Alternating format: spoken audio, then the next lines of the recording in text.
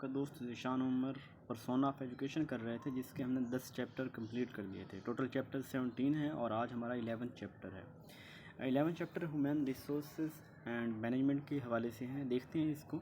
The purpose of HRM कहते हैं human resource management. ये वैसे जो टर्म है ये बिज़नेस के यूज़ होती है कि बिज़नेस में जो हायरिंग होती है फैकल्टी की, जो मेंबर्स की जो हायरिंग हो रही होती है, तो वो उनको हम वो जो डिपार्टमेंट हायर करता है उसे HRM डिपार्टमेंट कहते हैं। ठीक है, तो यहाँ पे HRM के हवाले से कुछ चीज़ें हैं कि हायरिंग में क्या क्या प्रोसेस होते हैं। HRM basically is a process of recruiting, hiring and training employ. Recruiting क्या होता है कि जिसके अंदर जब हम ऐड दे रहे होते हैं किसी प्रॉपर वैकेंसी के लिए, ख़ास क्वालिफ़िकेशन के लोग सर्च कर रहे होते हैं, उनको हायर कर रहे होते हैं, फिर बाद में उनकी ट्रेनिंग भी लाजमी होती है। ट्रेनिंग से मुराद ये है कि किसी भी काम को करने के लिए जो तरीक़ेकार है, जो प्रोसीजर है, वो सिखाना उनको। तो HRM का पर्पज़ क्या है? The improve the productive contribution, personal development, कि उनकी जो है वो प्रोडक्टिव कंट्रीब्यूशन हो, उनकी पर्सनल डेवलपमेंट हो, personal professional contribute to the organisational goal, कि जो ऑर्गेनाइजेशनल गोल है उसके हवाले से उनकी प्रोफेशनल कंट्रीब्यूशन हो। Support manager and employees as they pursue the organisation strategies. ये HRM वाले जो हैं वो मैनेजर्स को सपोर्ट करते हैं और एम्प्लॉयज़ को, ताकि वो ऑर्गेनाइजेशन की स्ट्रेटजी है उसको आगे लेके चल सकें। तो सभी चीज़ें हैं, यानी वो जो ऑर्गेनाइजेशन की जो स्ट्रेटजीज़ हैं उसको इम्प्लीमेंट करने के लिए, उसको आगे लेके चलने के लिए एम्प्लॉयज़ की सपोर्ट भी करती है और मैनेजर जो हैं उनकी सपोर्ट भी करते हैं। या HRM डिपार्टमेंट वाले ये ऑर्गेनाइजेशन के जो गोल हैं उसको हासिल करने के लिए जिस तरह की हेल्प की ज़रूरत होती है ये वो तमाम काम करते हैं। और मतलब इनकी एक प्रोडक्टिव कंट्रीब्यूशन होती है जिसके अंदर प्रोडक्टिव पर्सनल डेवलपमेंट, उनकी ट्रेनिंग के हवाले से भी उनकी मदद की जाती है, उनको हायरिंग के हवाले से, उनके रिसोर्सेज के हवाले से, हर मामले में जो है ये मदद करते हैं। Second question, the objective of human resource management are. इसका ऑब्जेक्टिव क्या है? बेसिकली जो असल ऑब्जेक्टिव है वो ये है कि right person for a right job. एक जो राइट काम, जिस जगह पे एम्प्लॉय की ज़रूरत है वहाँ पे एम्प्लॉयज़ को लगाना, और एम्प्लॉयज़ जहाँ पे कम है उस एम्प्लॉयज़ की कमी को पूरा करना ये, और फिर एम्प्लॉयज़ जब हायर कर लिए फिर उनकी ट्रेनिंग करना, उनकी डेवलपमेंट करना और हर इनफरादी शख्स की ज़रूरत का पूरा करना, ये बेसिकली HRM का काम है। क्या क्या काम है आप अपने ज़हन में रख लें कि पहले एम्प्लॉय को हायर करना, उसको हायर करने के बाद उसकी जो है वो ट्रेनिंग करना जिस जॉब के लिए, फिर उसकी पर्सनल डेवलपमेंट करना, यानी वो हमेशा करियर डेवलपमेंट, उसको हमेशा काम सिखाते रहना, उसकी गाहे बगाहे ट्रेनिंग करते रहना, और इसके अलावा उसके इंडिविजुअल जो नीड्स हैं उसको पूरा करना, ये HRM का काम होता है। तो यहाँ पे जो ये साइड पे लिखा हुआ है, ये असल बात ये है, ये पॉइंट्स आपने अपने ज़हन में रख लेने हैं। तो यहाँ पे वो कह रहा है कि सोशल से मुराद यहाँ पे यही है कि वो जो उसकी नीड है इंडिविजुअल की, उस नीड को जो है वो पूरा करना ये होगा। और इसके अलावा जो है वो इंडिविजुअल की नीड के अलावा पर्सनल, यानी उसकी ज़ाती जो है, और ऑर्गेनाइजेशनल और फंक्शनल, के ऑर्गेनाइजेशन के अंदर जो उसकी फंक्शनल जो रिस्पॉन्सिबिलिटीज़ हैं, जो एक्टिविटीज़ हैं, उन सब में उसकी मामलत करना, तो ये सभी चीज़ें होंगी। Third question, the to recognise the HRM exist to contribute to organisational effectiveness is. जो ऑर्गेनाइजेशन, ये रिकॉग्नाइज करना कि HRM जो एग्जिस्ट कर रहे हैं टू कंट्रीब्यूट ऑर्गेनाइजेशन इफेक्टिवनेस, कितनी इफेक्टिव है। ऑर्गेनाइजेशनल ऑब्जेक्टिव, देखिए सबसे पहले तो ऑर्गेनाइजेशन इफेक्टिवनेस तभी होगी कि जब उसको अपने ऑब्जेक्टिव्स का पता होगा। और फिर पहले ऑर्गेनाइजेशन ऑब्जेक्टिव क्या है, फंक्शनल ऑब्जेक्टिव ये होते हैं काम के, सोशल ऑब्जेक्टिव या पर्सनल ऑब्जेक्टिव। तो बेसिकली जहाँ पे जो असल ऑर्गेनाइजेशन का ऑब्जेक्टिव, पहली चीज़ है कि ऑर्गेनाइजेशन का ऑब्जेक्टिव क्या है। फंक्शनल ऑब्जेक्टिव होते हैं जो काम के हवाले से, कौन सा काम है। सोशल जो उसकी इर्द गिर्द की जो उसकी जो जहाँ पे मतलब बाकी जो चीज़ें हैं, एंड पर्सनल जो उसकी ज़ाती ज़िंदगी की हैं, नीड है, इंडिविजुअल है। तो सबसे पहली ये चीज़ जो है वो ऑर्गेनाइजेशनल ऑब्जेक्टिव होगी। फोर्थ क्वेश्चन है, to maintain the organisational contribution at a level appropriate to the organisation need. To maintain the organisation, कि ऑर्गेनाइजेशन के अंदर उनकी कंट्रीब्यूशन जो है at a level appropriate to the organisation की नीड के मुताबिक है। यानी इससे मुराद क्या है कि उसकी ऑर्गेनाइजेशन की जो नीड है उसके मुताबिक उसका फंक्शन है, उसकी एक्टिविटीज़ हैं, तो ये फंक्शनल ऑब्जेक्टिव में आ जाएगा। यानी this related specific function of business. जब कंट्रीब्यूशन तभी होगी ना ऑर्गेनाइजेशन के अंदर कि जब वो उसके मुताबिक फंक्शन कर रहा होगा।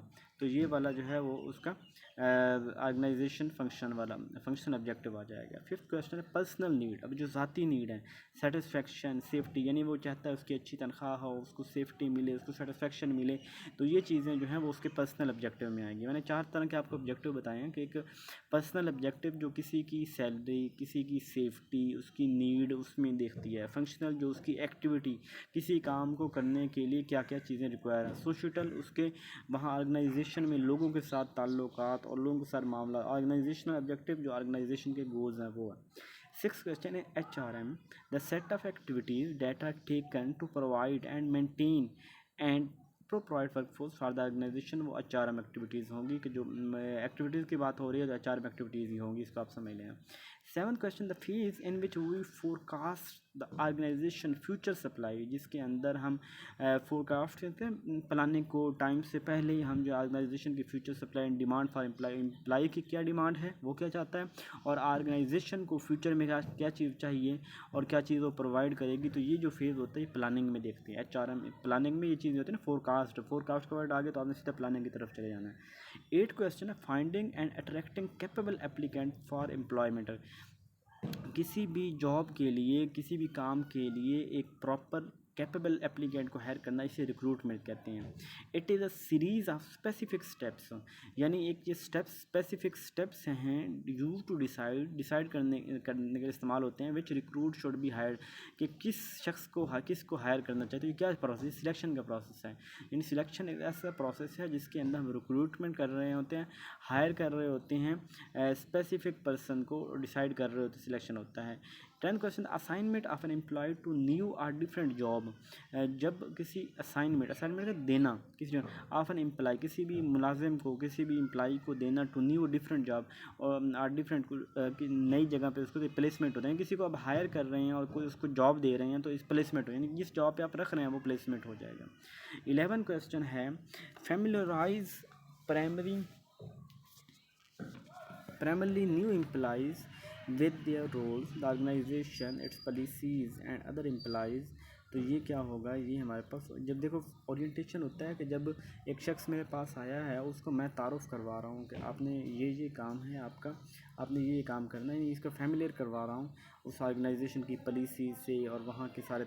ये ओरिएंटेशन होगा, यानी स्टार्ट होगा। ओरिएंटेशन इसको कहते हैं कि जब आप किसी को तारुफ़ करवा रहे होते हैं। The activity that teach employees how to perform, काम करना कैसे है, तो ट्रेनिंग होती है।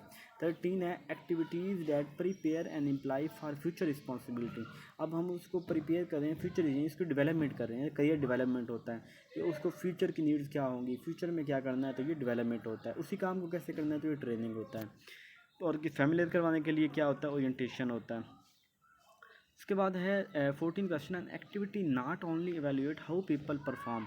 ये एक्टिविटी सिर्फ ये नहीं देखती कि पीपल लोग करते कैसे, it also indicate how activity भी, और ये इंडिकेट भी करती है कि हाउ इट हैड बीन, कि कैसे ये हो रहा है। तो ये हमारे पास अप्रेजल होता है। अप्रेजल क्या होता है कि जायज़ा लेना, चेक करना। तो कहता है कि जो activities not only evaluate how people, के लोग कैसे काम करें, बल्कि उसको चेक भी करती है, उसको इंडिकेट करती है कि कहाँ पे खामी है, कहाँ पे कैसे काम करना, तो अप्रेजल होता है। 15 है वेजेस ये दिहाड़ी जो होती है, salaries and other incentives along with employees benefit such as social security, compensation, safe working condition, over time pay कम, किस में सारी चीज़ें आती हैं। तो मतलब जो पैसों के रिलेटेड है कंपनसेशन और प्रोटेक्शन में आएगा, ठीक है। बाकी चीज़ें जो है वो प्लेसमेंट, ओरिएंटेशन, ट्रेनिंग, ये रिलेटेड ये पहले जो है ना वजाहत हो चुकी है ऊपर। 16 give a judgement about the worth. अब किसी चीज़ की जजमेंट करना, अबाउट किसी की क्या वैल्यू है, स्टैंडर्ड है, something according to some specific rules and regulation is called, तो असेसमेंट एवेल्यूशन कहलाता है। 17 फेस टू फेस कन्वर्सेशन, यानी सामने एक दूसरे के सामने बैठ के गुफ्तगू करना, इन विच द इंटरव्यूअर, इंटरव्यू लेने वाला assess the capability of the interview, जो इंटरव्यू देने वाले की कैपेबिलिटी चेक करता है, तो इसे इंटरव्यू कहते हैं। 18 there are 2 channel of recruitment के 2 चैनल होते हैं, एक होता है इंटरनल और एक होता है एक्सटर्नल। इंटरनल क्या होता है, पहले मैं वैसे आपको बता देता हूँ। इंटरनल ये होता है कि जब आप किसी ऑर्गेनाइजेशन के अंदर काम कर रहे हैं और ऑर्गेनाइजेशन के अंदर अपने एम्प्लॉइज़ के लिए ही कोटा रख दिया जाए कि आप जो हैं वो आगे आप जो है ना आपको मौका है कि आप ये चीज़ तैयार कर लें और आपको हम आगे नेक्स्ट रख लेते हैं। यानी वहीं पे ऑर्गेनाइजेशन के अंदर एक बोर्ड लगा देना कि आप लोग जो है, पहले जैसे आपने देखा पुलिस में जॉब्स आती हैं सब इंस्पेक्टर की, तो उसका कोटा मुख्तस होता है कि पुलिस में से ही हवलदार टाइप बाकी लोग जो है वो आगे आ सकते हैं, जैसे पुलिस वाले लोग भी आ सकते हैं। तो इसी तरह यानी वो समझ लें कि वो इंटरनल हो जाएगी। और एक्सटर्नल वो होता है कि जब हम बाहर से हायर कर रहे होते हैं। इस तरह जब किसी ऑर्गेनाइजेशन के अंदर लोग अंदर से हायर कर रहे होते हैं, उसी ऑर्गेनाइजेशन जो ऑलरेडी काम कर रहे हैं उन्हीं में से लोगों को आगे प्रमोशन तरक्की का मौका दिया जा रहा होगा, वो इंटरनल होगा। और जब वो लोग जो बाहर से आ रहे होंगे जिसके लिए अखबार में ऐड दिया जाता है, वो एक्सटर्नल होगा। तो इंटरनल के लिए used or pasted and organisation bulletin board, वो इंटरनल रिक्रूटमेंट में होता है कि जिसके बोर्ड के ऊपर पेस्ट किया जाता है। The purpose of job posting is to encourage to seek promotion and transfer in, ये इंटरनल रिक्रूटमेंट होती है कि जिसके अंदर job posting, the purpose of job posting is to encourage to seek promotion, ये प्रमोशन करना या उनको ट्रांसफ़र करना, तो ये इंटरनल होते हैं। When job opening can not be filled internally, जब इंटरनली नहीं फिल होगी जॉब, तो HR department must look outside the organisation for application के, दूसरी आउटसाइड बाहर से एप्लीकेशन मंगवाई जाती है, उसे कहते हैं एक्सटर्नल रिक्रूटमेंट कहते हैं। The job seeker who arrived at the organisation in search of a job, यानी एक बंदे को जॉब चाहिए, वो किसी ऑर्गेनाइजेशन में जाता है खुद कि क्या आपके पास कोई वैकेंसी खाली है, मुझे ये काम आता है, तो इसे कहते हैं वॉक इन इंटरव्यू कहते हैं। या मुख्तलिफ इदारे जो है ना वो एडवर्टाइजमेंट देते हैं जिसमें वो वॉक इन इंटरव्यू कहते हैं कि आ जाएँ और डायरेक्ट इंटरव्यू दें, और अगर आप काबिल हुए तो आपको फौरी भर्ती कर ली जाएगी। तो ये तरीक़ेकार होता है। 23 the job seeker who send a return, जो रिटर्न एप्लीकेशन देते हैं ना उन्हें कहते हैं राइटन एप्लीकेशन।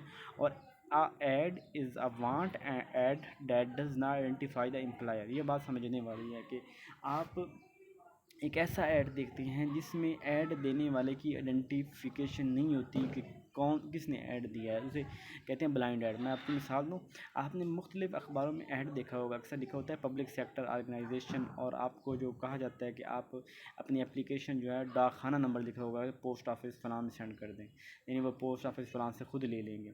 अब यहाँ पे ना आपको पता है कि वो जो कौन सा इदारा है, कहाँ पे है, वो मतलब किस इदारे में बुला रहे हैं, उनका क्या दफ्तर कहाँ पे है, कुछ भी नहीं पता होता। आपके पोस्ट ऑफिस में बता देते हैं कि यहाँ पोस्ट ऑफिस सेंड कर दें, और पब्लिक सेक्टर ऑर्गेनाइजेशन लिखा होता है, तो ये ब्लाइंड ऐड बोलते हैं इसको। 25 an advertisement that is written too narrowly may limited the pool of applicants, यानी वो इतना नैरोली लिखा होता है कि उसको पूल ऑफ एप्लीकेंट, जिसको भी हम कहते हैं कि ये ब्लाइंड ऐड ही कहते हैं। Silent feature of an effective recruitment, effective recruitment कौन सी होगी, कौन सी उसमें ये फीचर्स हैं जो इफेक्टिव रिक्रूटमेंट होगी, यानी जो एक अच्छी रिक्रूटमेंट होगी। रिस्पांस टू वैकेंसी पहले अनाउंस हो, जॉब एनालिसिस, मतलब एक इफेक्टिव रिक्रूटमेंट के लिए पहले जॉब का एनालिसिस, जॉब है क्या, एम्प्लॉयड्स के लिए क्या क्या टर्म है, रिस्पांस टू वैकेंसी क्या है, communicate vacancy, process application, make job offer and finalise contract, evaluate the effectiveness of recruitment process and method, ये सभी चीज़ें जो है कि इफेक्टिव जो है वो रिक्रूटमेंट के प्रोसेस। फैक्टर इफेक्टिव रिक्रूटमेंट, कौन कौन सी चीज़ें जो हैं रिक्रूटमेंट के ऊपर इफेक्ट कर रही होती हैं। इमेज ऑफ द ऑर्गेनाइजेशन का जो इमेज है, अट्रैक्टिवनेस ऑफ द जॉब की attractiveness, internal organisation practices, government influence, recruitment cost, ये सारी चीज़ें जो हैं वो रिक्रूटमेंट के ऊपर इफेक्ट कर रही होती हैं। गवर्नमेंट का इन्फ्लुएंस भी हो सकता है, रिक्रूटिंग कास्ट कितनी आ सकती है, इंटरनल ऑर्गेनाइजेशन पॉलिसीज़ क्या हैं उसकी, ऑर्गेनाइजेशन की उसकी इमेज क्या है, अट्रैक्टिवनेस ऑफ द जॉब, ये सारी चीज़ें जो है इफेक्ट करती हैं रिक्रूटमेंट को। 28 है, a series of specific steps use to decide which recruits should be hired is called, तो यानी कि जब किसको हायर करें, सिलेक्शन प्रोसेस है ना रिक्रूटमेंट का, फर्स्ट स्टेप इन सिलेक्शन। अच्छा, सिलेक्शन करने के लिए कौन से स्टेप्स होते हैं। फर्स्ट तो ये होता है कि आपने जो है वो एप्लीकेशन रिसीव की, जिस अब रिक्रूटमेंट करा ना, आप लोग सिलेक्ट करें, कोई ऑर्गेनाइजेशन सिलेक्ट कर रही है, तो सबसे पहले क्या होगा कि वो एप्लीकेशन एक्सेप्ट करेंगे। फिर उसके बाद क्या होगा कि वो एम्प्लॉय का टेस्ट लेंगे। पहले ही एप्लीकेशन सिलेक्ट की, थोड़े से स्टेप्स ये तो लिख लें कहीं पे, या इनको जहन में रख लें कि जब भी रिक्रूटमेंट होती है तो सबसे पहला काम क्या होता है कि रिसेप्शन ऑफ एप्लीकेशन, सेकंड क्या होता है एम्प्लॉयज़ का उसको टेस्ट लिया जाता है, थर्ड में क्या होता है कि टेस्ट ले लिया उसके बाद उसको इंटरव्यू के लिए बुलाया जाता है। फिर इंटरव्यू के बुलाने पर क्या होता है, रेफरेंसेस के क्या हैं, बैकग्राउंड उसका क्या है वो चेक किया जाता है। और फिफ्थ स्टेप में मेडिकल, जब वो सिलेक्ट हो गया फिर मेडिकल वैल्यूएशन। और सिक्स स्टेप पे उसने कहा है कि सुपरवाइजरी इंटरव्यू, यानी उसके बाद में कोई और भी इंटरव्यू लेता है। और सेवन स्टेप में उसको क्या होता है रियलिस्टिक जॉब रिव्यू, उसको जॉब का जो हकीकत है वो दिखाई जाती है। और एट में क्या होता है हायरिंग डिसीजन उसका लिए लिया जाता है। इन थोड़ी सी बातों को समझें कि सबसे पहले उसने क्या किया कि पहले एप्लीकेशन रिसीव की, फिर उसका रिटन टेस्ट लिया, फिर उसका इंटरव्यू लिया, फिर उसके बाद इंटरव्यू लेने के बाद उसको क्या किया कि उसका रेफरेंस चेक किया, जो बैकग्राउंड क्या है, फिर उसका जो है मेडिकल करवा लिया, फिर उसका सुपरवाइज़र जो है सुपरवाइजर इंटरव्यू लिया गया, फिर रियलिस्टिक जॉब प्रीव्यू उसके सामने जॉब रखी गई, और फिर एट 8th स्टेप में उसको हायरिंग डिसीजन हो जाएगा। 37 show the employees the type of work, equipment and working condition involved in the job before the hiring decision is made। तो यानी कि शो द एम्प्लाई, जो मुलाजिम है उसके साथ द टाइप ऑफ वर्क, कि काम कैसा है, इक्विपमेंट, वर्किंग कंडीशन इन्वॉल्व, जब सब चीज़ें जो हैं उसको हायर करने से पहले, हायरिंग डिसीजन लेने से पहले, 8वां मैंने बताया था ना हायरिंग डिसीजन, उससे पहले मैंने तो रियलिस्टिक प्रीव्यू जॉब 7 था, तो उसको फाइनल करने से पहले उसे सबको बताया जाता है कि ये यहाँ पे एम्प्लॉय इस तरह के हैं, यहाँ ये वर्क होता है, ये इक्विपमेंट है, ये वर्किंग कंडीशन है, तो क्या आप जॉब करना चाहते हैं, उससे पूछ के रियलिस्टिक, फिर उसके बाद वो हायर करना, ये रियलिस्टिक जॉब होता है। सॉरी, कहाँ चला गया। अच्छा जी, उसके बाद क्या है जी हमारे पास एंड ऑफ सिलेक्शन प्रोसेस। वो एंड क्या होता है कि हायरिंग डिसीजन करना होता है। 9 है इट इज़ द असाइनमेंट और reassignment of an employ to a new job. तो जब न्यू को असाइन करना, दोबारा वही किसी जगह पे भेजना, तो वो प्लेसमेंट होती है। मेजर टाइप प्लेसमेंट की कितनी टाइप होती है, तो उसको प्रमोशन भी हो सकता है, प्लेसमेंट है, ट्रांसफ़र करना, डीमोशन करना, यानी कि पिछली तनज़ली देना, तो ये सारी क्या है उसकी प्लेसमेंट में आ गए। प्लेसमेंट में कहीं पर किसी जगह को रखना, तो अब प्रमोशन कर रहे हैं तो अगली सीट पे आप रख रहे हैं, ट्रांसफ़र कर रहे हैं तो किसी और जगह रख रहे हैं, डिमोशन कर रहे हैं तो पिछली सीट आपका सीट के ऊपर आप किसी को रख रहे हैं, ठीक है। अच्छा, इसके बाद है प्रमोशन। प्रमोशन क्या होती है, मोस्टली जो है प्रमोशन होती है ये मेरिट बेस भी होती है और प्रमोशन सीनियरिटी बेस भी होती है। 43 है मूवमेंट फ्राम वन जॉब, एक जॉब को to another position that is that relatively in pay, एक ही तरह की पे हो, एक ही तरह की रिस्पॉन्सिबिलिटी हो, एक ही लेवल हो, और एक जगह से दूसरी जगह एम्प्लॉयज़ हो, ये ट्रांसफ़र। और when an employee is move from one job to another, किसी और जगह पे भेजा गया है, डेट इज लोअर इन पे, और लेकिन उसकी पे वहाँ पे लोअर है, रिस्पॉन्सिबिलिटीज़ कम है इन पे एंड ऑर्गेनाइजेशन लेवल, तो ये डिमोशन होगा, नीचे उसको भेजा गया। 45 है method of orientation programme is. Orientation मैंने आपको बताया था कि जब किसी को किसी चीज़ से आगाह करना, शुरुआत करना, तो ओरिएंटेशन का प्रोग्राम का जो मेथड क्या है, सोशलाइजेशन, के उसमें सोशलाइजेशन हो, content and responsibility, employees handbooks, provided role, buddy system, ये सारी चीज़ें उसमें शामिल होती हैं। 46 है an ongoing process through which an employee begin to understand, कि ऐसा प्रोसेस जिसके अंदर एम्प्लॉय जो है अंडरस्टैंड करता है एंड एक्सेप्ट द वैल्यूज़ को एक्सेप्ट करता है, नॉर्म्स को, बिलीव्स को, held by other in the organisation, socialisation कहते हैं। देखिए कि अंडरस्टैंड की बात आ गई है, जिसको किसको अंडरस्टैंड, लोगों को अंडरस्टैंड करना है, तो ये सोशल काम हो जाएगा। एक्सेप्ट द वैल्यूज़, नॉर्म्स, ये सोशलाइजेशन में होती है ना, कि वैल्यूज़ होंगे, नॉर्म्स होंगे, बिलीव्स होंगे किसी भी ऑर्गेनाइजेशन में, तो ये सोशलाइजेशन होगा, ठीक है।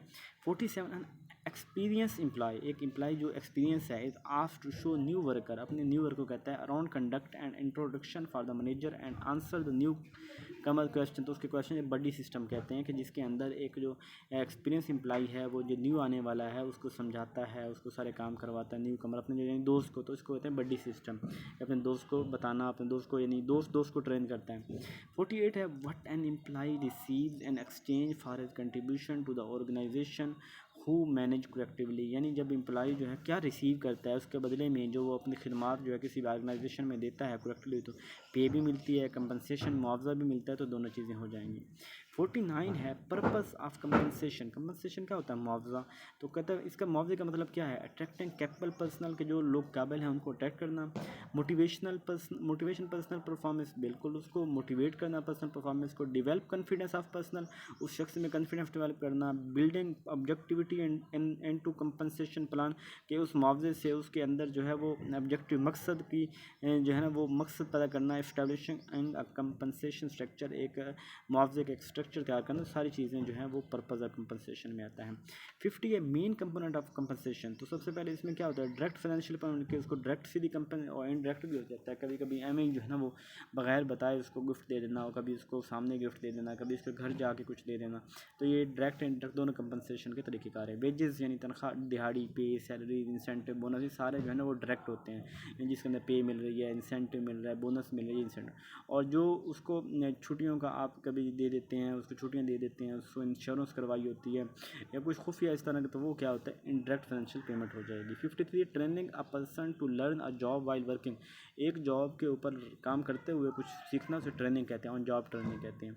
54 ईच जॉब्स बेसिक टास्क, हर जॉब जो है उसका बेसिक टास्क क्या है, along with key points in order to provide step by step training for employ.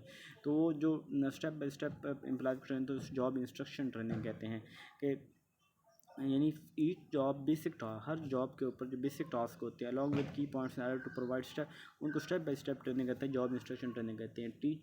Teach worker how to do their current job, तो अपने जो उन जो एम्प्लॉइज़ को ये टीच करना कि कैसे कंप्लेंट उसको जॉब करनी है, तो ये मैंने आपको पहले बताया ट्रेनिंग होता है। तो JIT लिखा हुआ है तो यहाँ वो जॉब इंस्ट्रक्शन ट्रेनिंग, बेसिकली ऊपर वाला भी ये ट्रेनिंग ही है, जब हम किसी को कोई काम स्टेप बाय स्टेप उसको बताते हैं काम करना कैसे, ट्रेनिंग ही होता है। तो जॉब इंस्ट्रक्शन ट्रेनिंग, और नीचे ये भी job JIT job instruction training हो जाएगा। 56 है process of moving employees from one job to another to allow the more variety in their job and provide the opportunity learn new skill. ये क्या हो जाएगा कि जब उसको एक जगह से दूसरी जगह भेजा है ताकि एक तो वैरायटी ऑफ नॉलेज हासिल करे, लर्न करे, न्यू स्किल सीखे, तो इसको हम जॉब रोटेशन कहेंगे। अब JIT तो वो ट्रेनिंग होगा, लेकिन यहाँ पे रोटेशन जब है घूमना एक जगह दूसरी जगह लेके जाए तो जॉब रोटेशन इसके आएगा, ठीक है। 57 है experience workers or the training supervisor train the employee, तो क्या करते, जो ट्रेन एम्प्लॉय को ट्रेन करने वाला होता है क्या होता है, कोचिंग स्टाफ होता है, वो होता है ना जो ट्रेनर जिसे बोलते हैं, तो यहाँ ट्रेनर का दूसरा नाम कोचिंग भी है। अब work with committees a manager develop interpersonal skill, interpersonal skill इससे मुराद ये है कि लोगों के साथ, तो इसका मतलब क्या हो जाएगा, स्टाफ मीटिंग हो जाएगी, यानी एक दूसरे के साथ स्टाफ मीटिंग को इंटरपर्सनल कहेंगे, यानी जिसमें एक शख्स दूसरे शख्स को जो है उसको डेवलप करता है, उसको मैनेजरियल उसमें चीज़ें लेके आता है। 59 a structured by which people become skilled, वो स्ट्रक्चर जिसमें लोग स्किलफुल होते हैं, worker through combination of classroom instruction and on the job training. तो अप्रेंटिसशिप कहते हैं। Apprenticeship basically structure by which people become skilled, वो स्ट्रक्चर जिसके अंदर लोग जो है जो पीपल बिकम स्किल्ड वर्कर के वो होनहार लोग बनते हैं थ्रू कम्बिनेशन ऑफ क्लासरूम में इंस्ट्रक्शन दी जाती है एंड जॉब ट्रेनिंग, उसकी इंस्ट्रक्शन उसकी ट्रेनिंग ये दोनों मिलकर उसको बना देते हैं, तो इसे अप्रेंटिसशिप कहते हैं। बेसिकली ये ट्रेनिंग का दूसरा नाम ही अप्रेंटिसशिप ही होता है। 60 the type of training is based on technique like film, power point, video, audio tape and video, इस तरह की जो होती है तो उससे ऑडियो विजुअल बेस्ड ट्रेनिंग कहते हैं, जिसमें ये चीज़ें इन्वॉल्व होती हैं, यानी वीडियो में हो गई, ऑडियो पे हो गई, जो इंटरनेट पे जो आजकल हम करते हैं। 61 है training method that represent a real life situation, वो ट्रेनिंग मेथड जो शो करता है real life situation, allowing training to see the outcome of their decision in an artificial environment, उसे सिमुलेटेड ट्रेनिंग कहते हैं। यानी समझिए अ ट्रेनिंग मेथड, वो training method that represent a real life situation, वो ट्रेनिंग मेथड डेट कि वो real life situation. Simulation basically होता है कि आपने कि सामने एक उसी तरह का स्ट्रक्चर बनाया जाता है और रियल लाइफ में जिस तरह प्रॉब्लम आता है, जिस तरह आप काम कर रहे थे उस तरह आपके सामने किए थे। एक बिल्डिंग बनाइए तो उसका एक छोटा सा मॉडल बना दिया जाएगा, तो वो वाला क्या हो जाएगा, वो सिमुलेशन ट्रेनिंग हो जाएगी। उसके ऊपर यानी हम करके दिखाइए, डैम बनाना है तो एक छोटा सा डैम बना देंगे हम, तो वो डैम बना के दिखा देंगे कि इस तरह पे यहाँ मसले आते हैं, ये ऐसे है, तो ये सिमुलेशन ट्रेनिंग हो जाएगी। 62 है the trainees use computer based system to interactively increase his or her knowledge and skill, तो कंप्यूटर बेस्ड ट्रेनिंग हो जाएगी, इसमें कंप्यूटर इन्वॉल्व होगा। 63 है list of number of trades and range of performance for each, तो ये rating scale होता है। ट्रेड्स की बात आ जाए ना, रेंज ऑफ परफॉर्मेंस किसी शख्स की, ये उसका जैसे कितनी एफिशिएंसी है, कितना बंदा ठीक काम कर रहा है, उसकी कितने रैंक उसको काम अच्छे काम आते हैं अच्छी हैं, तो रेटिंग स्केल में आएगा। 64 in this method required the rates to select words, आज जब किसी को सिलेक्ट करने की बात आ जाए, आज statement that describe the implies performance and characteristic, उसकी परफॉर्मेंस उसकी कैरेक्टरिस्टिक्स के बाद चेक लिस्ट होता है जिसके हम मार्क करते हैं कि उसमें कितनी कितनी खूबियाँ हैं।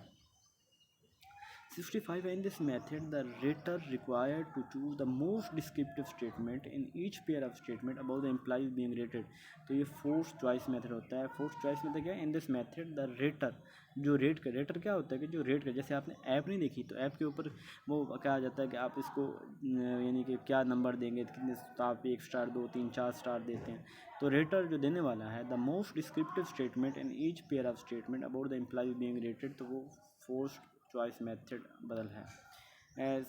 66 है in this method the rater required to record statement that describe extremely good और bad behaviour related to job performance, तो जब बैड और जो गुड की बात आए तो क्रिटिकल इंसिडेंट मेथड होगा, जिसके अंदर हम बैड भी देख रहे होंगे, गुड भी देख रहे होंगे, उसको रिकॉर्ड कर रहे होंगे लेटर। पब्लिकेशन, स्पीचेज़ और ये लीडरशिप रोल्स, ये सारी क्या आएंगी, अकम्पलिशमेंट रिकॉर्ड्स में आएंगी, ये रिकॉर्ड में चीज़ें आती हैं।